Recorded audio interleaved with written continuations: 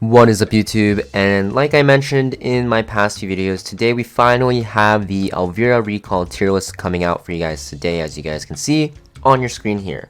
Now this tier list isn't like most tier lists, it's pretty short, and as you guys can also see on your screen, it is for new players because honestly I think ELVIRA is a very powerful unit that is really strong in the current meta for PvP, especially for Guild Wars offense and arena offense, and you definitely do not want to recall her if you want to get into PvP because she shuts down the most toxic units in the meta right now, Abyssal Euphine, Navy Captain Landy, as well as stopping Lionheart Sirmia and Lone Crescent Bellona, who are also very powerful.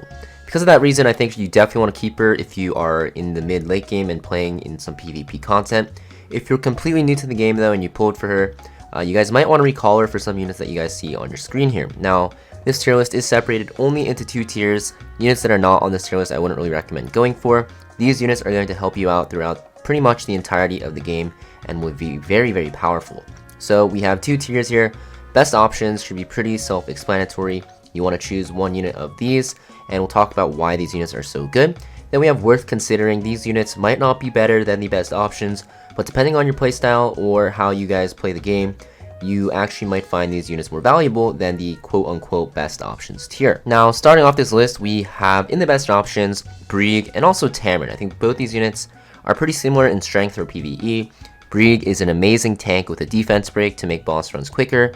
He's very good in Wyvern Hunt. He's also good in pretty much every single exposition. You can use him in Hell Raid, Nightmare Raid. You can use him in Automaton Tower, Ancient Inheritance.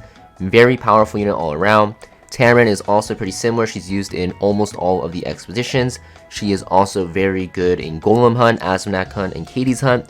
Also used in Nightmare Raid and also Automaton Tower. And also can be used in a lot of areas of content. I think both these units are very, very powerful. Honestly, I think Brig is a little bit better than Tamarin for completely new players, or I guess like early game, mid game players who are still farming PvE, because this unit makes your Wyvern runs much faster because you have permanent defense break up on the boss, and a lot more consistent because he has that barrier for your team, and he has a ton of debuffs by himself. Best Wyvern tank in the game, best Knight in the game for PvE, I'd say, and Tamarin is the best Soul Weaver, so you can't go wrong with either of these for your pick. Next, we have the next 5 units. I think they're pretty similar in strength, but we're going to talk about where their strengths lie.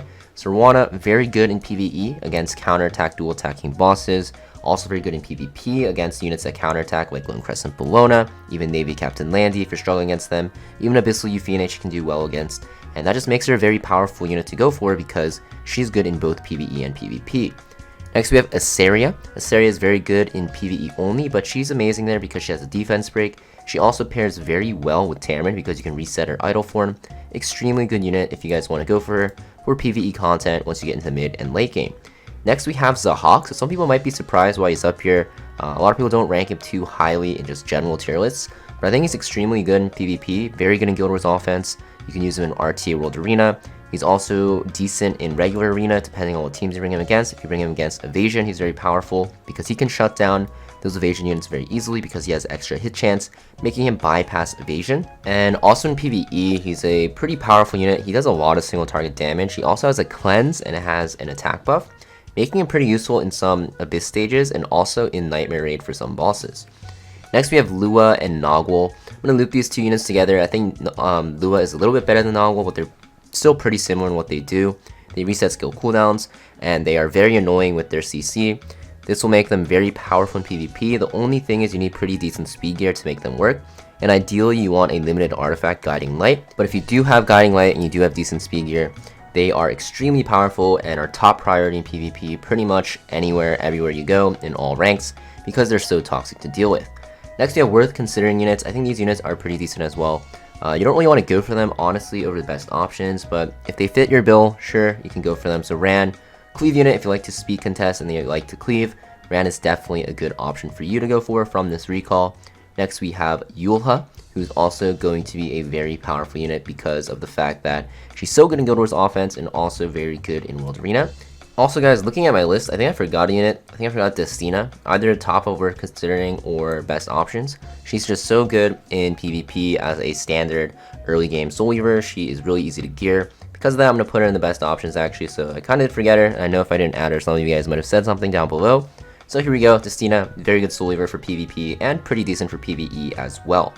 Then continuing on in the worth considering. So Senya, good in Guild Wars, very good on defense with like Lilius, Fire Lilius, and Conquer Lilius. Also can be used in World Arena and is decent against Navy Captain Landy. And next after that we have Kane. So he's a pretty recently released unit. He's good for Rift for this season because it's fire. But outside of that, he's not really good. But if you want a unit to actually get you into Rift ASAP, Kane is a very good option. I don't even know if he's available from the selector because he was released so recently. He might not be actually, but if he is, he's in the worth considering because he's very good at Rift and will help you farm gear there a lot quicker. Next we have Shu. So Shu, just an annoying unit on defense with that counter attack. There are a lot more counters nowadays to her, but she's still pretty decent. Honestly, she's not that great. I'd probably put her on the lower end with these two units here, maybe like here if I move the spots around a little, because she is just kind of a little bit power crept, but she's still decent. And in the mid game in PvP, you can still find a lot of use out of her because people don't really have too many answers for her. Next, we have Krau. So Krau, Ice Knight, kind of similar to Yulha. Only thing is he's a little bit worse than her because I think Yulha, her S2 is just a lot better for baiting. Krau's still pretty decent in Guild Wars, but Yulha, you're going to find that she's more consistent a lot of the times, but Krau's still very good with his S3 and one-shot squishy units. Then we have Green Villager here. Pretty decent for PvE, and also he's going to be decent for PvP because if you have his imprint for speed, he can be very, very powerful for cleavers because of the fact that he can actually help you outspeed units when you're trying to contest that first turn. So that's pretty much it for this tier list. I don't really think there's going to be any other units that will benefit new players. And yeah, like I mentioned, I only wanted to make this for new players because ELVIRA, if you are not a new player, if you're like a late game player, trying to get into late game, you're a PvP player, right? You definitely want to hold on to ELVIRA because she is super strong. She's very good in the current meta. She's not like game-breakingly broken.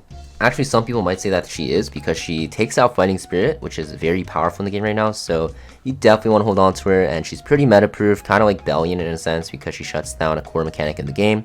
Not as core as Souls, but in the current meta right now, Fighting Spirit is very powerful. So definitely recommend if you're trying to get into PvP, you keep her.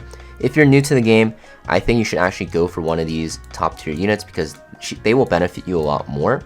Now, ELVIRA is very good for PvP, but in the early mid game of PvP, you're not going to fight a lot of Navy Captain Landys and Abyssal Euphines, and it's not like there are no answers to them. There are still some answers to them, and it's better to have a unit that you can actually use in PvE or more consistently in PvP because ELVIRA is kind of like a counter pick unit that is just here to counter the current meta. So yeah, that's pretty much it for this tier list. If you guys have any other opinions or you think another unit should be here, let me know in the comments down below, and I'll see you guys next video.